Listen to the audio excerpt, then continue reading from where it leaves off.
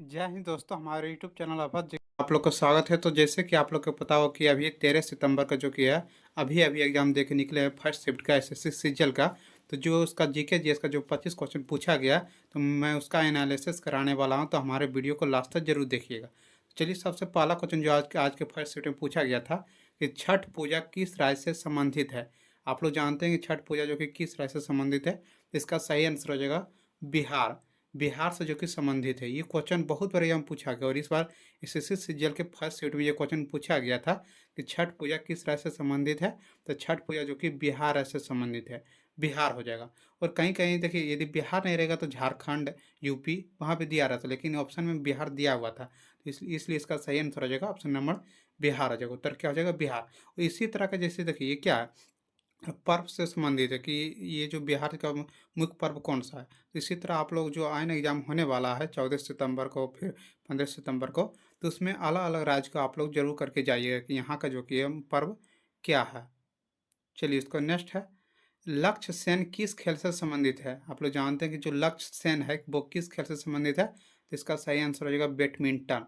Badminton खेल से जो कि संबंधित है लक्ष्य सेन। ये क्वेश्चन हर एक एग्जाम में पूछा जाता है और इस पर एग्जाम में एसएससी सीजीएल में भी पूछा गया है कि लक्ष्य सेन जो कि है किस खेल से संबंधित है। तो बैडमिंटन। बैडमिंटन से देखिए, जितना भी खेल से संबंधित, खेल से 2 से 3 क्वेश्चन हर एक बार पूछा जाता है। आप लोग देखे होंगे कि एग्जाम में जो कि कोई भी एग्जाम हो, चाहे रेलवे, एसएससी या स्टेट लेवल का कोई भी एग्जाम हो, तो उसमें खेल से जरूर पूछा जाता है। तो आप लोग खेल के जितना भी है, यदि आप लोग के पेपर 20 तारीख, 21 तारीख या 14 तारीख है, तो आप लोग एक बार खेल को जरूर रिवीजन करके जाइएगा, ताकि आप लोग जो भी खेल से संबंधित पूछा जाता है, आप लोग से क्वेश्चन नहीं छूट सके, क्योंकि खेल से जरूर 1 से 2 क्वेश्चन पूछा जाएगा। तो इसलिए आप लोग खेल को एक बार जरूर करके जाइएगा। चलिए, इसका नेक्स्ट है, सुंदरी के पेड़ कहाँ पाए जाते हैं। देखिए, ये बहुत ही इंपॉर्टेंट है, बहुत बार पूछा गया एग्जाम के, सुंदरी के पेड़ कहाँ पाए जाते हैं। इसका सही आंसर हो जाएगा भारत। भारत में जो कि सुंदरी के पेड़ पाया जाता है। यदि देखिए, यदि भारत नहीं दिया रहा है तो ये बांग्लादेश। कहाँ? तो बांग्लादेश में पाया जाता है सुंदरी के पेड़। कहाँ? तो बांग्लादेश। याद रखिएगा, बहुत इंपॉर्टेंट है। कहीं कभी कभी जो कि है सुंदरी के पेड़ में क्या दे, भारत नहीं दिया रहता ऑप्शन, तो क्या हो जाएगा? बांग्लादेश हो जाएगा। हाँ, देखिएगा, बहुत इंपॉर्टेंट कि सुंदरी का पेड़ कहाँ पाए जाते हैं। तो भारत में पाए जाते हैं, लेकिन यदि भारत ऑप्शन नहीं दिया रहा है तो क्या हो जाएगा? बांग्लादेश। बांग्लादेश भी हो सकता है जो अगले शिफ्ट में है उसमें ये क्वेश्चन पूछ दे कि सुंदरी के पेड़ कहाँ पाए जाते हैं। तो ये भारत ना ऑप्शन दे के क्या दे दे, बांग्लादेश दे दे। इस तरह क्वेश्चन जरूर पूछा जाता है, क्योंकि एक एक शिफ्ट में जो क्वेश्चन पूछा जाता है उसी क्वेश्चन को जो कि बार बार दोहराने की कोशिश करता है, सिर्फ ऑप्शन बदल बदल के। चलिए, इसको नेक्स्ट है, नीति निर्देशक तत्व किस देश का संविधान से लिया गया। बहुत इंपॉर्टेंट है। सही आंसर हो जाएगा आयरलैंड। जो भी आयरलैंड आप लोग मारेंगे तो उसका आंसर सही होगा आयरलैंड। कि नीति निर्देशक तत्व किस देश से संबंधित, किस देश का संविधान से लिया गया है। तो ये आयरलैंड के संविधान से लिया गया। इसी तरह जितना भी जो आप लोग जानते हैं कि भारत का जो संविधान क्या कहा जाता है, मतलब दूसरे देश के संविधान से अधिकतर लिया गया है। तो इसे जो भी कहा जाता है उधार का संविधान। ये क्वेश्चन हो सकता है आपके पूछ दे कि भारत का संविधान को किस नाम से जाना जाता है। तो उधार का संविधान इसको जो कि कहा जाता है, क्योंकि ये अलग अलग देशों से जो कि है वहाँ पर जो लागू हुआ था उसी सबको ये लिया है। तो ये का क्वेश्चन क्या था कि नीति निर्देशक तत्व किस देश के संविधान से लिया गया। तो आयरलैंड। तो हो सकता है आपकी बार की मूल मूल अधिकार जो कि किस देश के संविधान से लिया गया है, या पूछ दे कि जो स्वतंत्रता का अधिकार है वो किस देश के संविधान से लिया गया। तो इस तरह के क्वेश्चन पूछ सकता है आपके एग्जाम में आगामी जो होने वाला। तो इस तरह का क्वेश्चन आप लोग करके जाइएगा। चलिए, इससे मिलता जुलता जो मैं की पॉइंट देख रहा था जो आपके एग्जाम में जो होने वाला है 14 सितंबर को, तो उसमें ये क्वेश्चन पूछ सकता है कि नीति निर्देशक तत्व अनुच्छेद जो कि है 36 से 51 के बीच रखा गया। याद रखिएगा, बहुत ही इंपॉर्टेंट है कि नीति निर्देशक तत्व की कितना से कितना अनुच्छेद तक रखा गया। तो 36 से 51 तक रखा गया। हो सकता है इस बार कहाँ किस देश का संविधान से लिया गया पूछा है। तो अगला जो कि शिफ्ट होने वाला है, या अगला जो दिन में होने वाला एग्जाम, तो उसमें पूछ दे कि नीति निर्देशक तक जो कि किस अनुच्छेद कितना से कितना के बीच है। तो 36 से 51 के बीच। उसका नेक्स्ट है, नीति निर्देशक तत्व भाग 4 में है। क्या है? नीति निर्देशक तत्व जो कि कितने में है, तो भाग 4 में है। उसका नेक्स्ट क्वेश्चन है, राज्य विलय नीति की शुरुआत किसने की थी। तो राज्य विलय नीति की शुरुआत जो कि डलहौजी ने की थी। इसका सही आंसर हो जाएगा डलहौजी। ये क्वेश्चन बहुत इंपॉर्टेंट कि राज्य विलय नीति की शुरुआत किसने की थी।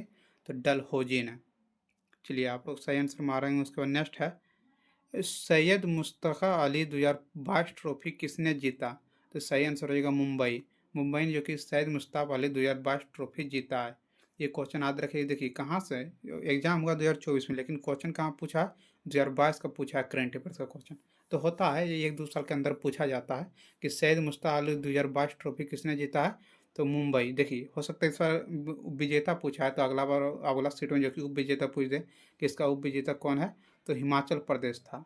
उसका नेक्स्ट है 2023 से 24 के विजेता कौन है, तो पंजाब। ये देखिए 2022 का विजय दूसरा 2022 से 23 का विजेता मुंबई है, लेकिन सैयद मुश्ताक अली 2023-24 का विजेता कौन है, तो पंजाब, याद रखिएगा पंजाब। उसका उप विजेता कौन है, तो बड़ौदा है, बड़ौदा। यदि 2023-24 का पूछेगा मुश्ताक अली का विजेता तो पंजाब हो जाएगा, और उप विजेता पूछेगा तो बड़ौदा हो जाएगा। चलिए आप लोग सही मारेंगे, बहुत ही आसान क्वेश्चन था कि कौन संबंधित है। चलिए इसका नेक्स्ट है, उत्तर पूर्वी मानसून कहाँ बारिश करवाता है। आप लोग जानते हैं जो उत्तर पूर्वी मानसून है वो कहाँ कहाँ बारिश करवाता है, तो ये तमिलनाडु में करवाता है, आंध्र प्रदेश में करवाता है और केरल में करवाता है। जो उत्तर पूर्वी राज्य है उसी के क्षेत्र में जो कि ये उत्तर पूर्वी मानसून जो कि बारिश करवाता है। याद रखिएगा यहाँ पर दिया था, ये सभी क्वेश्चन दिया होगा, इसमें से कौन कौन एक राज्य दिया है जो एग्जाम दे के निकला ना, उससे पूछे तो उसका एग्जैक्ट डाटा आज नहीं था, लेकिन ये क्वेश्चन आता था। यहाँ यहाँ जो कि बारिश होता है तमिलनाडु, आंध्र प्रदेश और केरल में। उसके बाद इससे रिलेटेड की पॉइंट क्या है, इसे लौटता हुआ मौसम कहा जाता है। देखिए बहुत ही भेवियाई है। यदि इस बार पूछा है कि उत्तर पूर्वी मानसून कहाँ बारिश करवाता है, तो अगला शिफ्ट या अगला दिन में पूछ दे कि उत्तर पूर्वी मानसून को किस नाम से जाना जाता है, तो इसे लौटता हुआ मानसून मौसम कहा जाता है। पूछेगा लौटता हुआ मौसम किसे कहा जाता है, तो उत्तर पूर्वी मानसून को। चलिए उसको नेक्स्ट है, आप लोग देखते रहिए, बहुत ही इंपॉर्टेंट क्वेश्चन, ये सब क्वेश्चन एग्जाम पूछा जाता है और इस बार पूछा गया एसएससी सीजीएल में।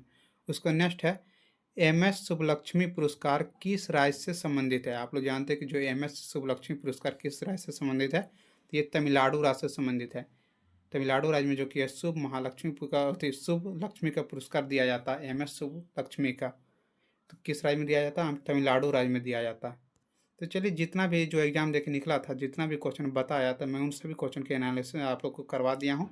देखिए ये 100% एग्जैक्ट डाटा नहीं होता, जो एग्जाम देके निकलता है, जो वो लोग बताते हैं क्वेश्चन कि भैया ऐसा क्वेश्चन पूछा गया, तो मैं वैसे क्वेश्चन को करवा देता हूँ। तो आप लोग हो सकता है इसमें 1-2 क्वेश्चन गलत भी हो, लेकिन अधिकतर क्वेश्चन जो कि सही है, तो आप लोग क्वेश्चन को मिला लीजिएगा। तो चलिए इसी तरह के यदि डेली आप लोग एनालिसिस देखना चाहते हैं तो हमारे चैनल को जरूर सब्सक्राइब